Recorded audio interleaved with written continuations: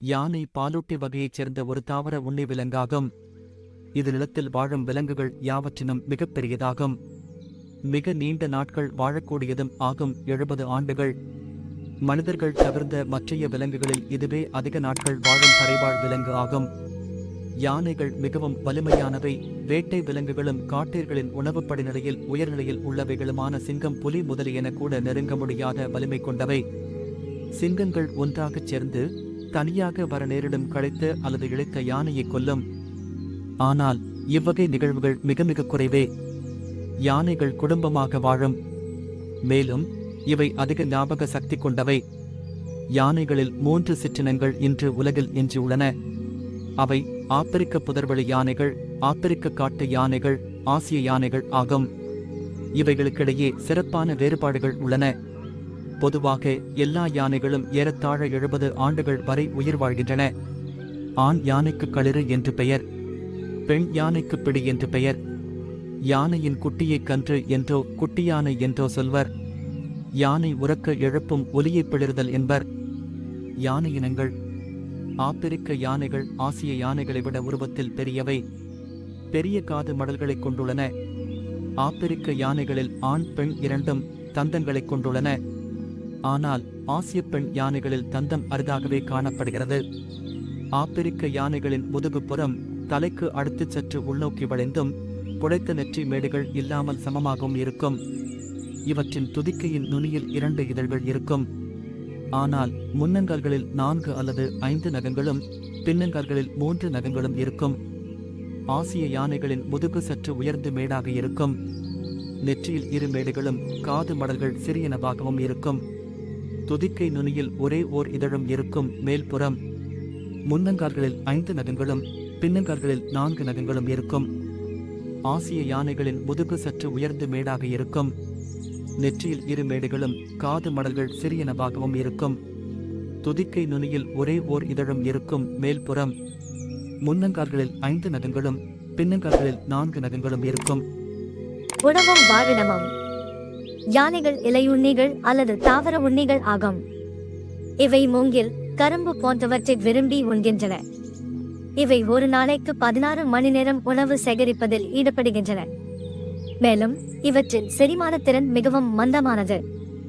எனவே இவை உண்பதில் 40 விழுக்காடே செரிமானம் ஆகிறது. எனவே இவை நிறைய உணவு உட்கொள்ள நேரிடுகிறது. நன்கு வளர்ந்த யானைகள் நாள் ஒன்றுக்கு சுமார் 140 முதல் 270 கிலோ வரை உணவு உட்கொள்கின்றன. உடலமைப்பு. ஆண் யானைகள் பொதுவாக 3 மீட்டர் உயரமும் 6000 கிலோகிராம் எடையும் கொண்டவை. யானையின் தோல் மிகவும் தடிப்பானது. சுமார் 3 சென்டிமீட்டர் தடிப்பு இருக்கும். எனினும் மெத்தனவே இருக்கும். இதனால் கொசு முதலியனவும் கடிக்கும். யானை வலுவான 4 கால்களைக் கொண்டிருக்கிறது.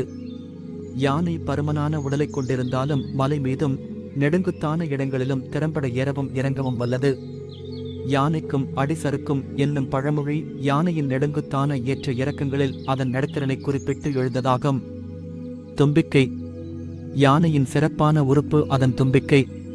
இது யானைகளில் மட்டுமே சிறப்பாக காணப்படுகின்றது.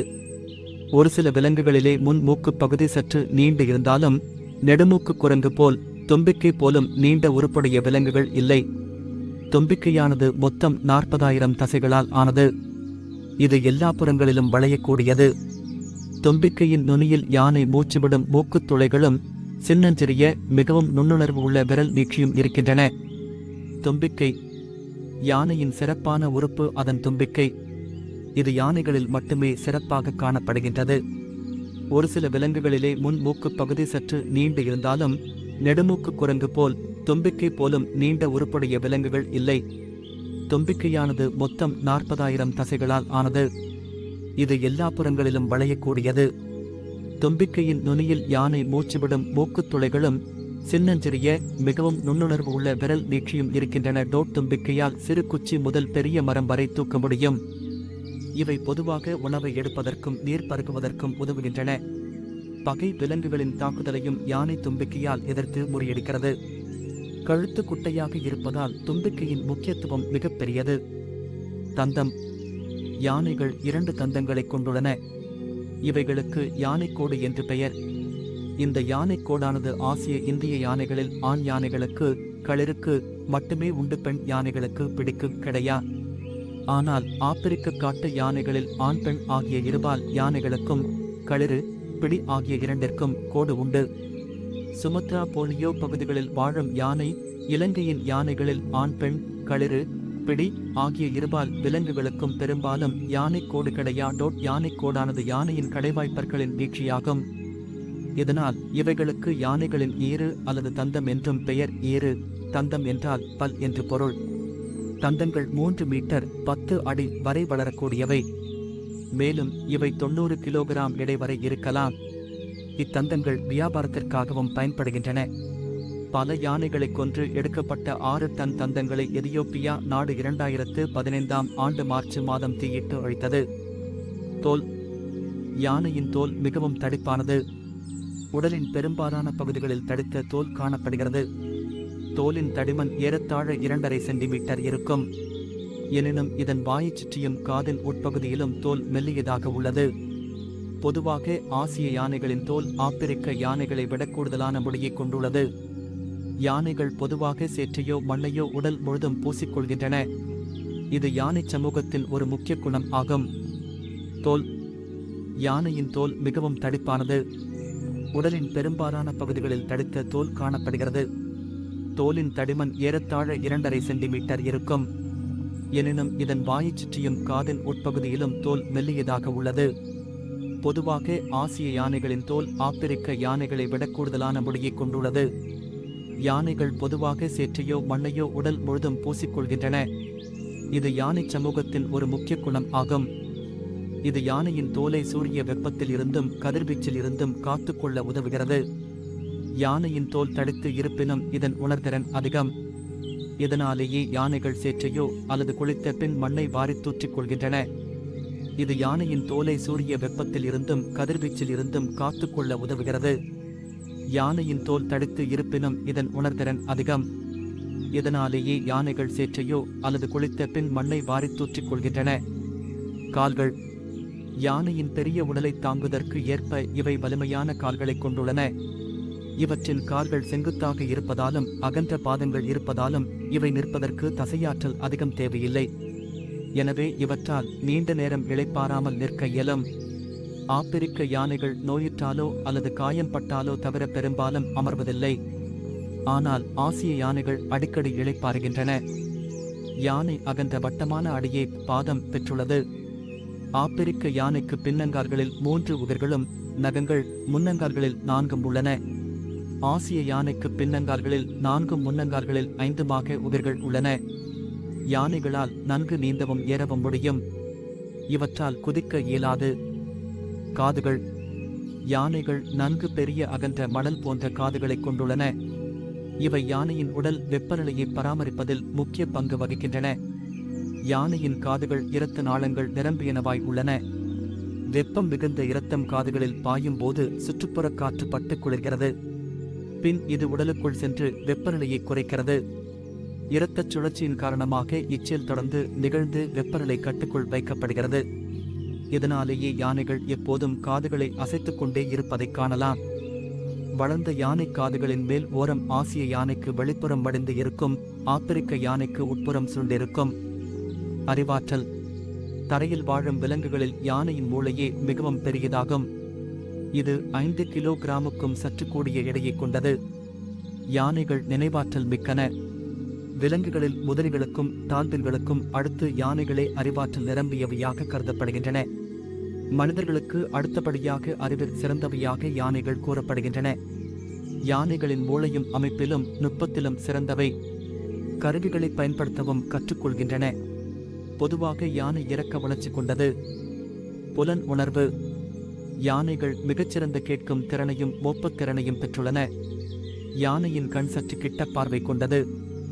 எனவே ஒரு யானை தன் பார்வையை விட கூர்மையான கேட்பு சக்தியும் நுட்பமான மோப்பத்திறனையுமே நம்பி வாழ்கிறது.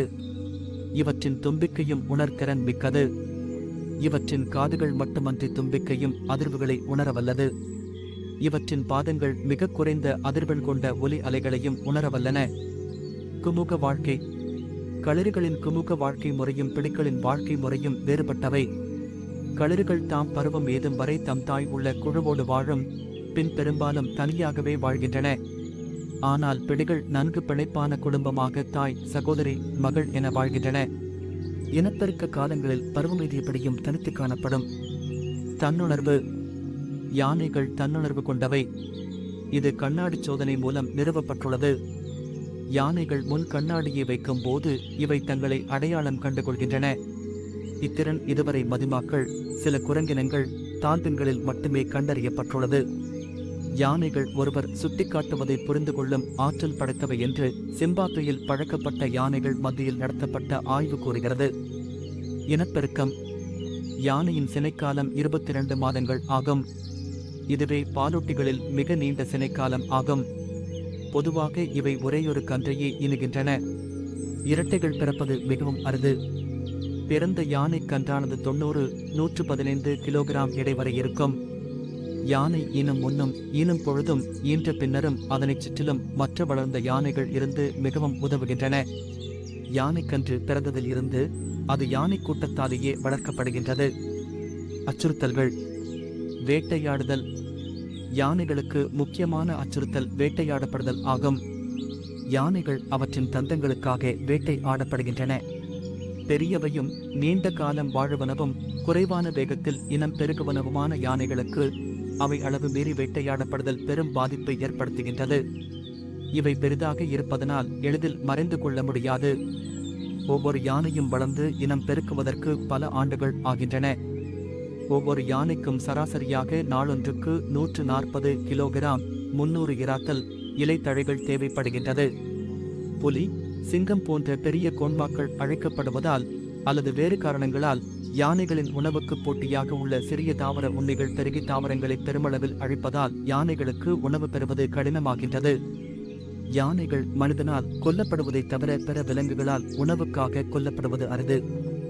வாழிடம் சுருங்குதல். யானைகளின் வாழிடங்கள் அழிக்கப்படுவதும் மற்றொரு முக்கியமான அச்சுறுத்தல் ஆகும். மனிதர் வேளாண்மை விரிவாக்கத்துக்காக யானைகளின் வாழிடங்களான காடுகளை அழித்து வருகிறார்கள். இது மனிதர்களின் நலனுக்கும் யானைகளின் நலன்களுக்கும் இடையே முரண்பாடுகளை உருவாக்குகின்றது. எடுத்துக்காட்டாக யானைகள் புதிய வேளாண்மை குடியேற்றங்களுக்குள் நுழைந்து பயிர்களை அழித்து விடுவதுடன் மக்களுக்கு உயிராபத்தையும் ஏற்படுத்துகின்றன. இவ்வாறான முரண்பாடுகளால் இலங்கையில் சராசரியாக ஆண்டொன்றுக்கு 150 யானைகளும் 100 மனிதர்களும் இறப்பதாக கணக்கிடப்பட்டுள்ளது. காடழிப்பு யானைகளின் வாழிடத்தையும் குறைக்கின்றது. ஆசிய யானைகளின் அழிவுக்கான முதன்மை காரணம் வாழிடங்கள் இழக்கப்படுவதே என்று கூறப்படுகிறது. யானைகள் வாழ்வதற்கு பெரிய அளவிலான காட்டுப்பகுதிகள் தேவைப்படுகின்றன. ஏனெனில் யானைகள் கூட்டமாக ஒரு பகுதிக்குள் புகுந்து மரங்களையும் செடி கொடிகளையும் பெருமளவில் அழித்து உண்கின்றன. பின்னர் வேறிடத்துக்கு செல்கின்றன.